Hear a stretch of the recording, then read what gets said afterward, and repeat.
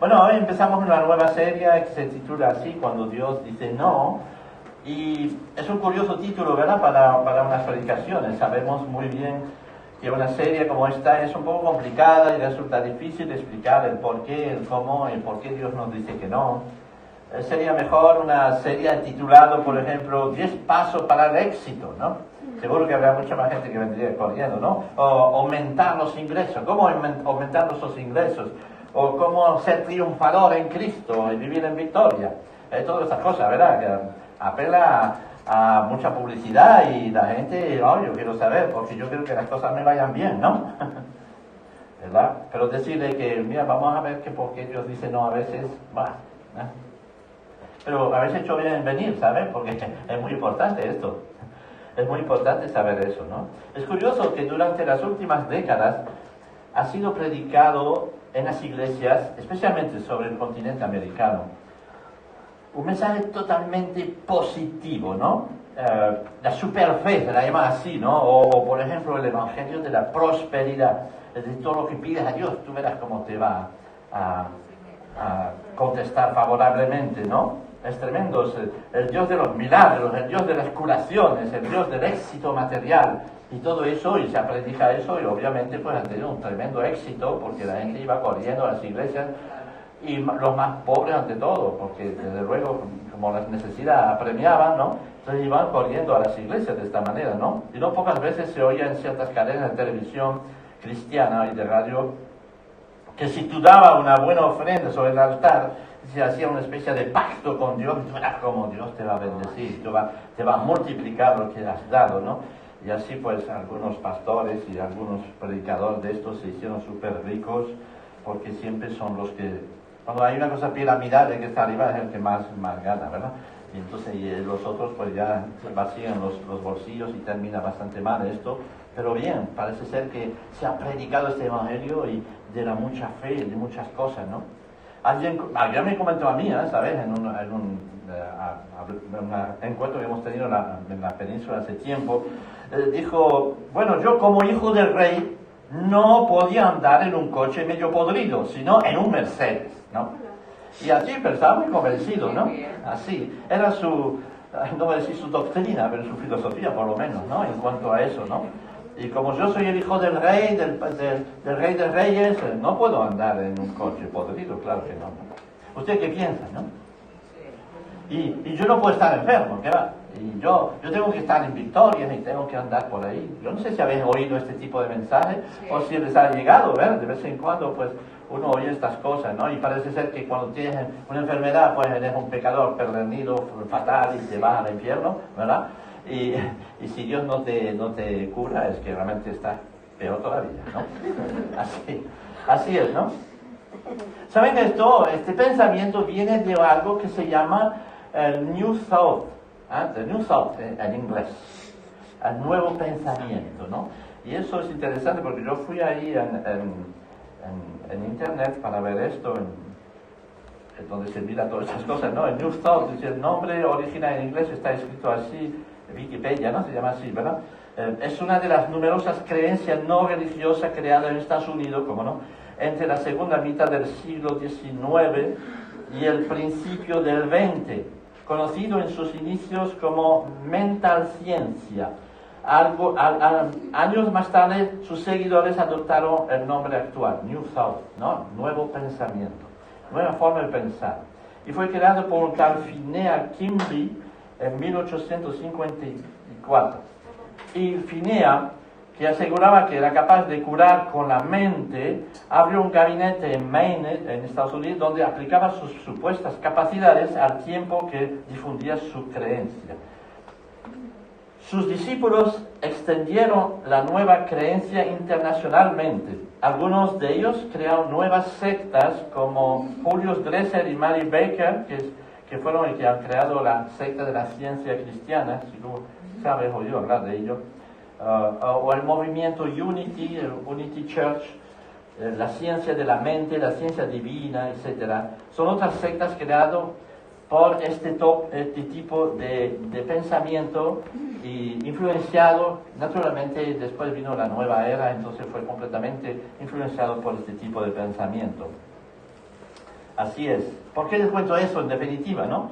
Simplemente que en este pensamiento se ha infiltrado en las iglesias evangélicas en las últimas décadas y a través de predicadores que han añadido a esta filosofía algunos versículos ahí, ¿no? Han sembrado versículos sobre esto para apoyar esto, porque cuando quieres apoyar una idea, vas en la Biblia, seguramente habrá un sitio donde encuentras un versículo que corresponde con lo que tú quieres difundir, entonces lo pones ahí, pero no es lo que dice la Biblia, es otra cosa. Pero es fácil de decir que el planeta está plano si vas a buscar ciertos versículos por ahí, ¿no? Los vas buscando fuera de su contexto. Y es así, ¿no? Que esta filosofía diabólica, porque es así, entró en las iglesias evangélicas, o entró en muchas personas, ¿no? Y algunos de estos predicadores pues andan en jet privado y son más que millonarios con esto, ¿verdad? Bueno, es un ejemplo de esta filosofía, es la confesión positiva que se ha introducido en las iglesias. Es decir, consiste en declarar algo positivo y que por la fe se convierte en realidad. Suena muy bonito, ¿verdad? O sea, tú piensas en algo, tú visualiza lo que tú quieres y vas hacia Dios y por la fe dices, Señor, ahí está, yo lo veo ya. Así, ¿no? Y fantástico. Y la gente va corriendo porque entonces sí, es muy bonito, ¿no? O tú proclamas, que la proclamación también con tu voz es poderosa, ¿no? Tú tienes que proclamar, en el nombre de Jesús, esto va a pasar. Voy a ganar la lotería, esto va a pasar. En el nombre de Jesús. No, y así la gente va y piensa que la fe consiste en esto. Que la fe está basada en todos tus caprichos, todas tus cosas, las puedes presentar a Dios y decir en nombre de Jesús, Señor, yo ya lo veo, ya lo tengo, ya estoy sano. Hay gente que dice, yo estoy sano y termina muriendo por cáncer porque realmente sabía que tenían cáncer, ¿verdad? Pero proclamaron ahí delante de Dios, yo soy sano. O yo soy rico ahora cuando tiene un montón de deudas y tienen que pagar porque hicieron un montón de travesuras, yo qué sé, y entonces van delante de Dios, yo ya en el nombre del Señor, yo soy sano. Y es muy sutil ya que hay una mezcla con la fe verdadera y esta filosofía que viene de la nueva era. El Evangelio de la Prosperidad está inspirado en esta filosofía. Pero bueno, hoy no estoy llamado a hablarles específicamente sobre ello, sino sobre lo que Dios dice en su palabra sobre esto. El problema no es las falsas enseñanzas que circulan en las iglesias, sino la falta de conocimiento bíblico. Porque si tuviéramos un conocimiento bíblico correcto y asentado en nosotros, no nos dejaríamos desviar por estas locuras, ¿saben? Y muchas veces justamente la gente se deja desviar porque no tiene conocimiento bíblico. Y Dios nos ha avisado sobre esto. Es una absoluta necesidad para ustedes como para mí de volver a las Escrituras, de estudiar las Escrituras y de entender las Escrituras. Y en base a lo que Dios dice en su palabra, entonces yo voy a depositar mi fe. No sobre lucubraciones, sobre historias así. Y es muy importante, ¿no?, que entendamos esto. Pero no significa que estás en el camino de Dios porque justamente todo te va bien, ¿no? Tienes que tener cuidado de eso. Este evangelio del pensamiento positivo es muy atractivo y las iglesias que lo enseñan pueden llegar a tener dimensiones enormes. De repente hay mucha gente y dice, bueno, si hay mucha gente tiene que tener la razón. Claro que sí, ¿verdad? Pues no es así, pero no significa que estás en el camino de Dios, que Dios nos enseña. Vamos a ver, las palabras de Jesús son muy claras. ¿Conoces realmente lo que ha pasado en Mateo 10:38? Dice así, el que no toma su cruz y sigue en pos de mí, no es digno de mí. ¿Recordáis esta palabra? Ahí sí que andamos en victoria, ¿no? Tenemos que llevar la cruz.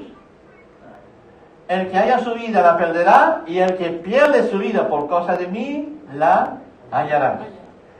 ya empieza a cambiar el discurso, ¿no? Un poco diferente ya lo que dice Jesús a sus discípulos. Jesús no nos dice que llevar la cruz es sobrellevar las contradicciones, ¿saben? Los problemas que tiene con tu suegra, o vete a saber, ¿no? O con la salud, o con la economía.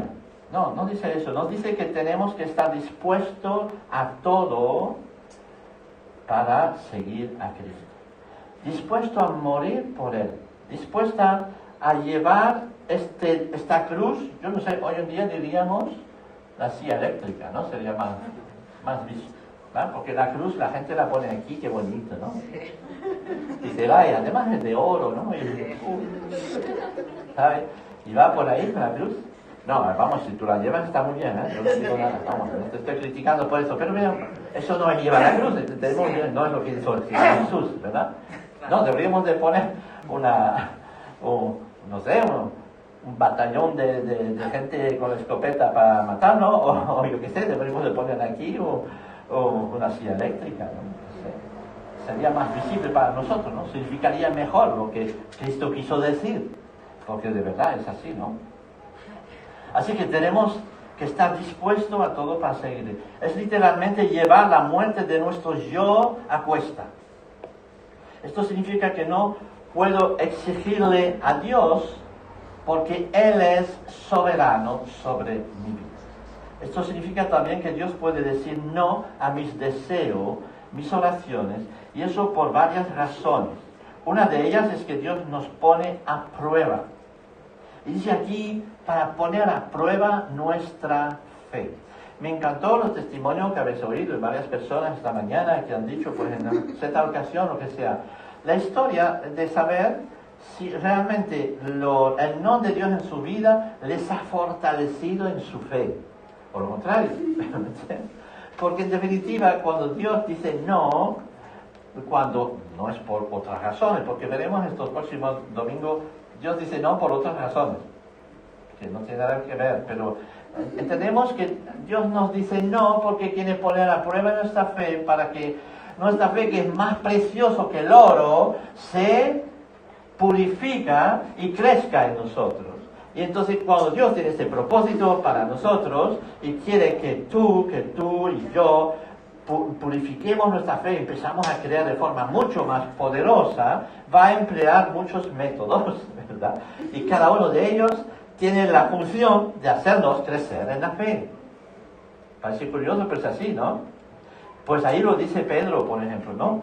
Lo dice aquí, en Pedro, el 1 Pedro 1:7 dice así: para que sometido a prueba vuestra fe, mucho más precioso que el oro, el cual aún perecedero se prueba con fuego, se hallada en alabanza, gloria y honra cuando sea manifestado Jesucristo. Un día entenderemos el porqué de las cosas cuando estaremos con Él, en la gloria con Él.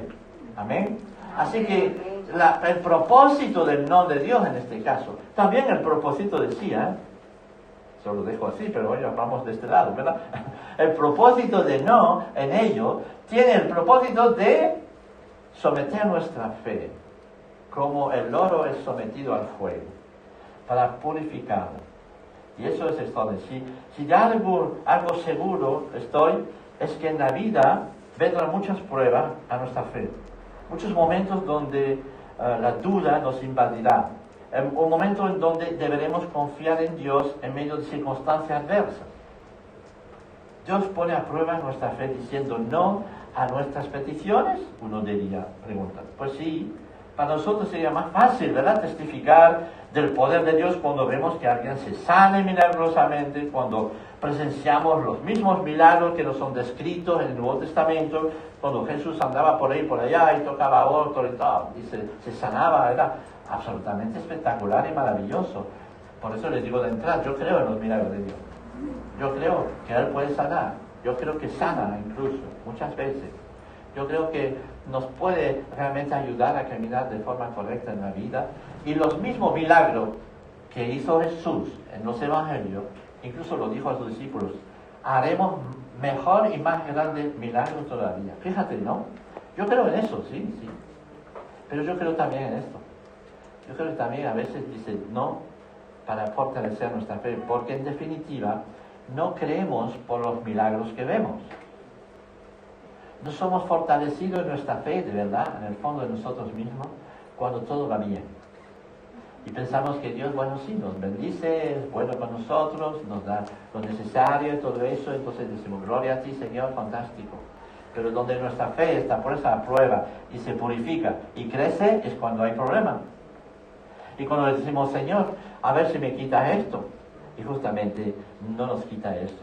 Y es ahí donde entendemos eso, ¿no? Para nosotros será mucho más fácil entonces predicar el poder de Dios cuando vemos que alguien se sane milagrosamente, cuando presenciamos los mismos milagros que nos son descritos en los evangelios, incluso cuando podemos ver con nuestros ojos el cumplimiento de la promesa de Jesús. Entonces dice, wow, fantástico. Al igual que el endemoniado de Gadara, ¿no? Ahora liberado de manera espectacular. Conocéis la historia, ¿no? Este hombre que estaba lleno de demonios y Jesús le tocó, wow, y fue todos los cerdos que había por ahí se tiraron al mar, estaban llenos de demonios. Este tipo de repente que estaba completamente loco, que la gente decía, este tipo no hay remedio para él, ¿no? De repente sanado por completo, cuerdo, empieza a hablar, empieza a decir cosas extraordinarias. Este hombre volvió en sí, ¿verdad? Y volvió a ser una persona. Y dice a esta persona, yo quiero seguirte. Dice, no, vete allá a tu pueblo y cuéntale a ellos. También le dijo que no a en este momento, ¿verdad? Es interesante de ver. Hay muchas historias en la Biblia donde Dios le dice no a alguien y le dice en otros lugares, ¿no? Y entonces, al igual de que este endemoniado, pues podemos ver esto y dice así... y el hombre de quien había salido los demonios, le rogaba que les dejase estar con él, pero Jesús le despidió diciendo, vuélvete a tu casa y cuenta cuán grandes cosas ha hecho Dios contigo.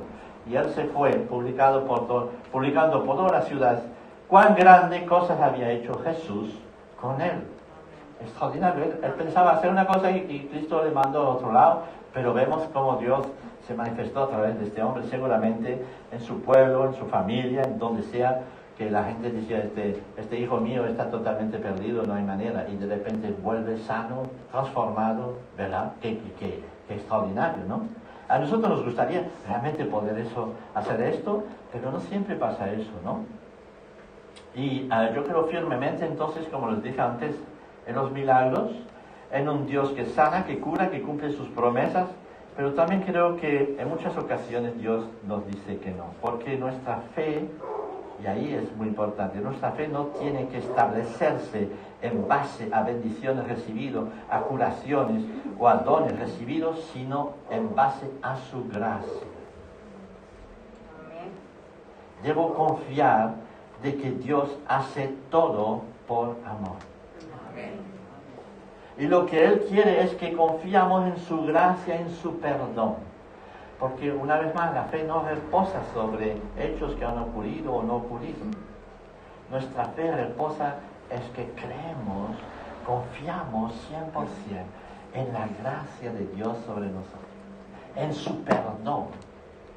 En lo que ha hecho Él un día en la cruz por nosotros. Que murió por nuestros pecados. Y yo creo en ello. Y yo creo que resucitó porque la muerte no podía detenerle a Él. Y yo sé que un día resucitaré con Él. Porque eso lo ha escrito, lo ha dicho. Todo lo demás no tiene tanta importancia. Amén. Y Dios nos quiere recuperar para que tengamos nuestra visión sobre lo auténtico y lo verdadero. Y a veces nos dice, no, mira esto es lo que tú tienes que vivir.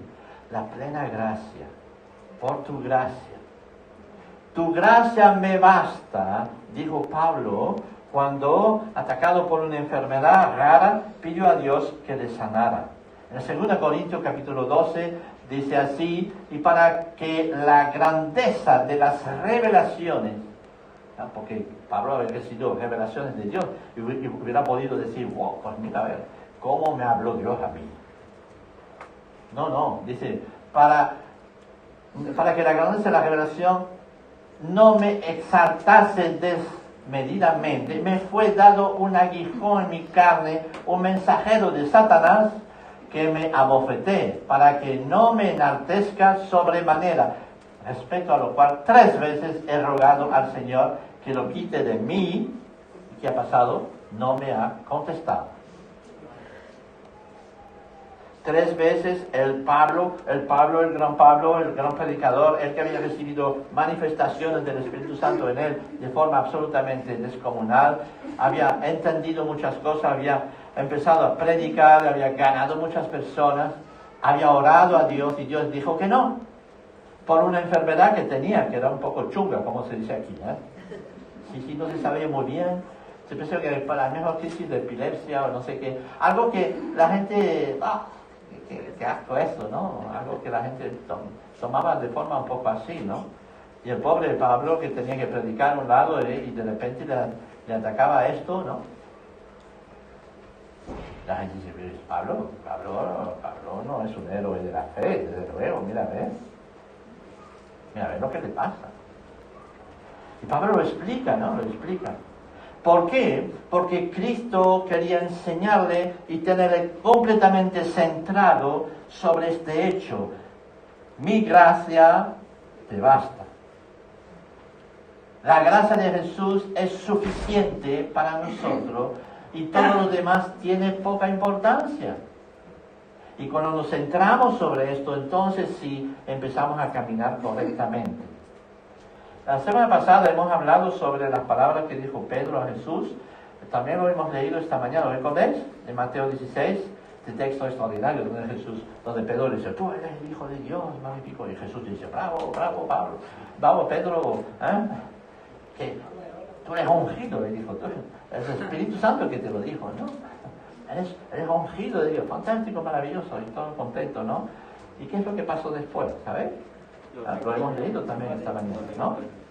Después de esta magnífica confesión de fe que hizo Pedro a Jesús, reconociendo en él al Hijo de Dios poderoso, Mesías, y de las declaraciones que Jesús sobre Pedro, ocurre algo tremendo. Leamos, dice así. ¿Sí? Pedro le llevó aparte y comenzó a reconvenirlos.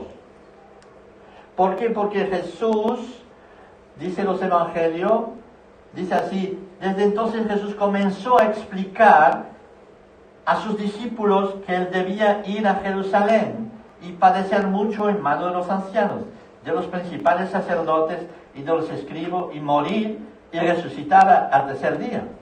O sea, cuando Jesús le dice esto a su gente, Pedro le coge aparte y dice, ven aquí Jesús, ven aquí, te voy a enseñar.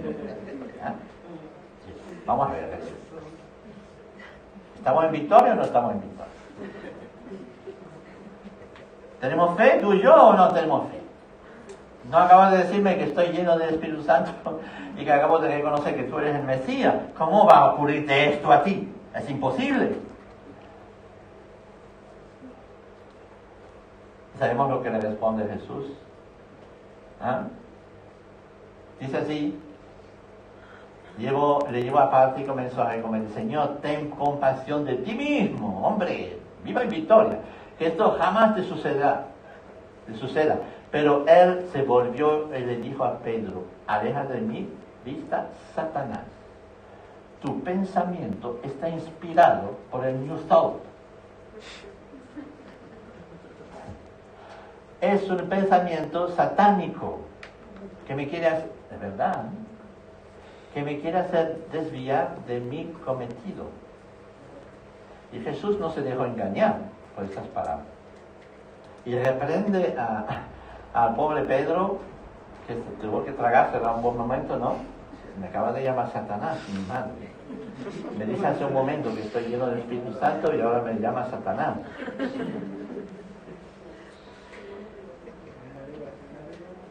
¿Entendemos eso? ¿Entendemos? Y es tremendo, ¿no? ¿Saben? Los héroes de la fe no son los que andan en jet privado, ni son los que tienen todo lo que piden a Dios y que están en victoria continuamente, sino que creen que a pesar de la gracia de Cristo está sobre ellos. Los que están dispuestos a llevar a Cristo. Y yo no estoy diciendo que tenemos que tener un espíritu negativo, no, todo lo contrario. Pero nuestro espíritu positivo está puesto no en las cosas que Dios nos va a dar, sino en el hecho de que Él nos ha dado su gracia. Y eso es muy diferente. Los que están dispuestos a llevar la cruz, los que están dispuestos a perder la vida por fidelidad a Jesús. Esos son los héroes de la fe. Es interesante, tenemos todo un capítulo, el capítulo 11 de los Hebreos. Si ustedes tienen sus Biblias, les pido que las abren.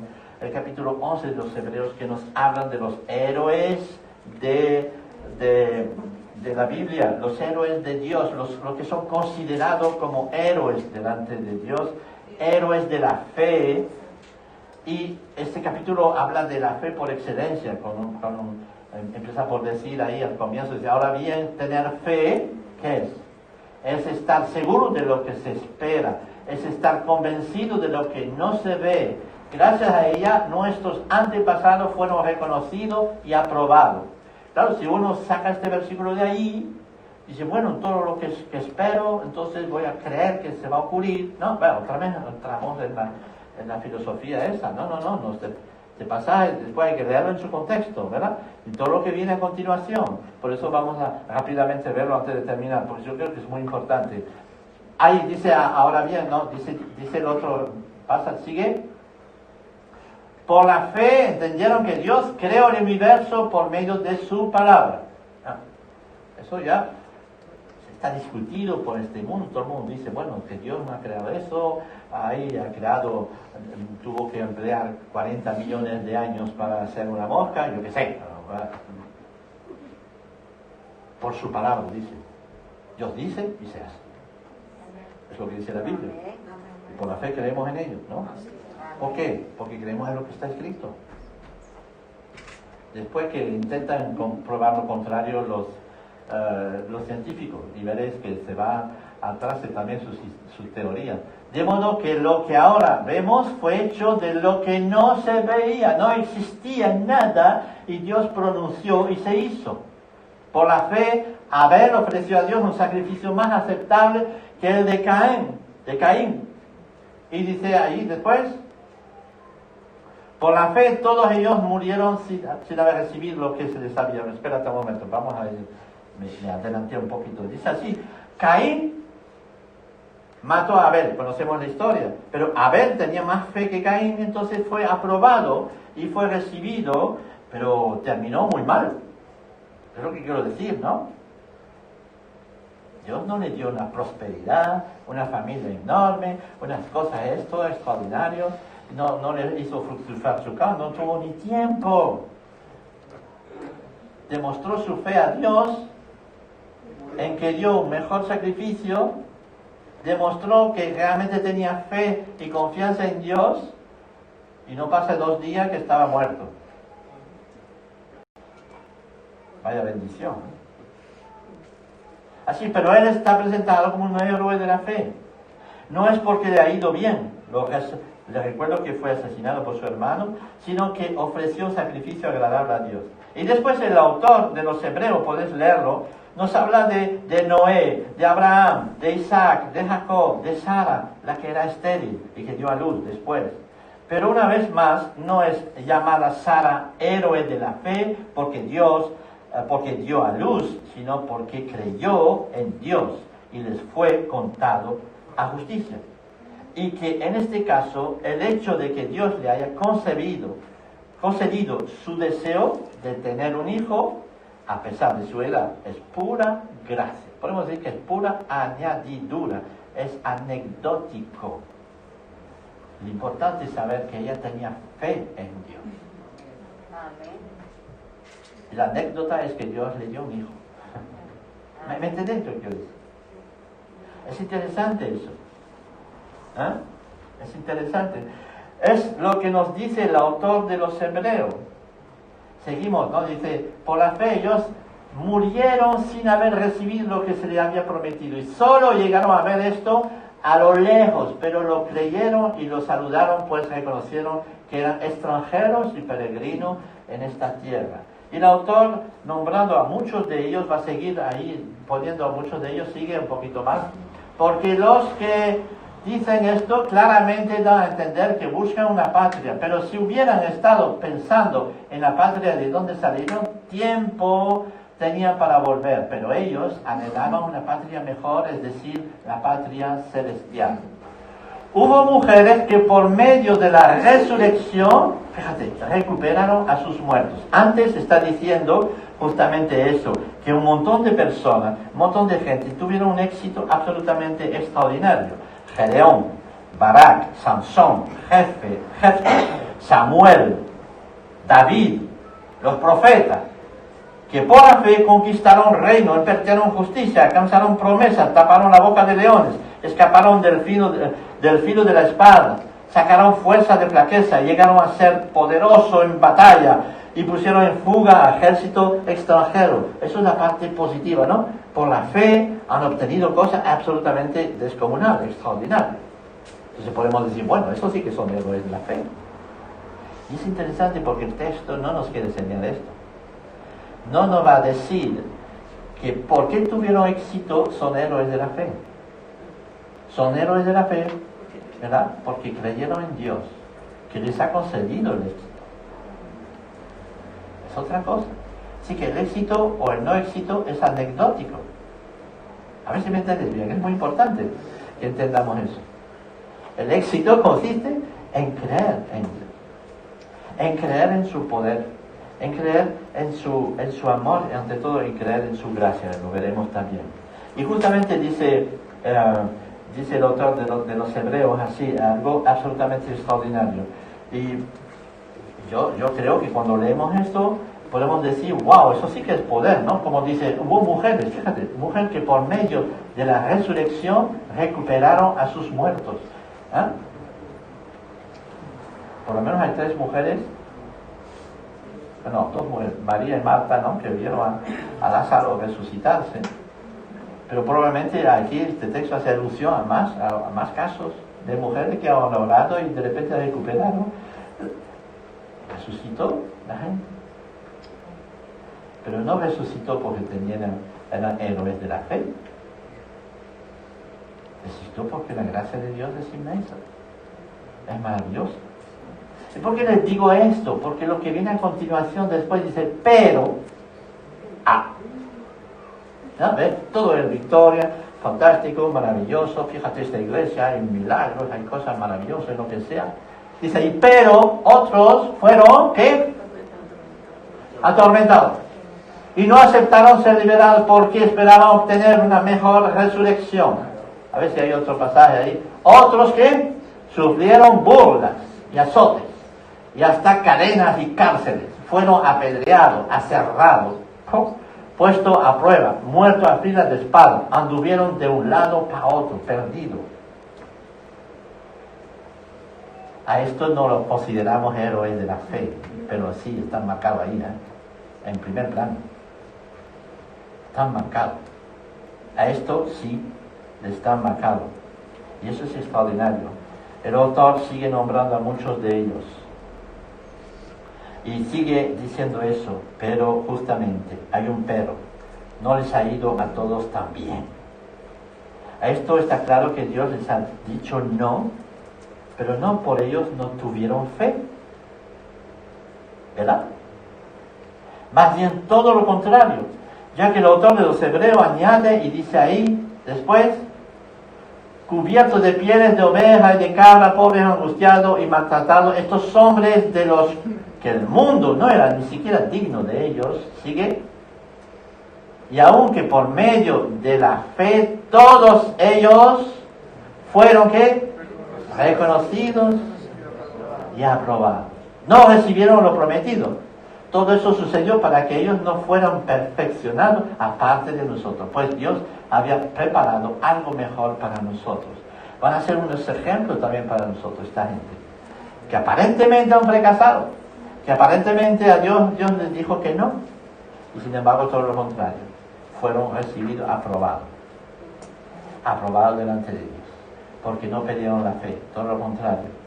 Y eso es extraordinario. Dios está contento con todas estas personas, pues confiaron en Él, pero ninguno de ellos recibió lo que Dios les había prometido. Y es que Dios tenía un plan mucho mejor. para que nosotros también recibiéramos lo prometido. Dios solo hará perfecto a estas personas cuando nos haya hecho perfecto a nosotros. En conclusión, para terminar, hay otras razones por las cuales Dios dice que no, y lo veremos la próxima vez. Y es necesario que entendamos, pero hoy tenemos que entender que Dios es soberano. Y Dios sabe lo que hace. Amén. Y si lo hace, y si nos pone a prueba, y si nos dice que no, es porque tiene una meta. Quiere enseñarnos algo. En Él tenemos que confiar siempre. Y hacer callar la voz de la duda cuando nos viene a atacar, ¿verdad? Dios nos quiere llevar a purificar nuestra fe. No quiere que nuestra fe se base en lo que vemos en los milagros, en lo que podemos experimentar. Uno dice, yo creo porque he experimentado. Vale. Pero no. Dios quiere que tengamos una absoluta confianza en su gracia. Gracia demostrada en la cruz, en la resurrección de Cristo. Gracia que está estipulado en su Biblia, y yo creo 100% en lo que dice la Biblia.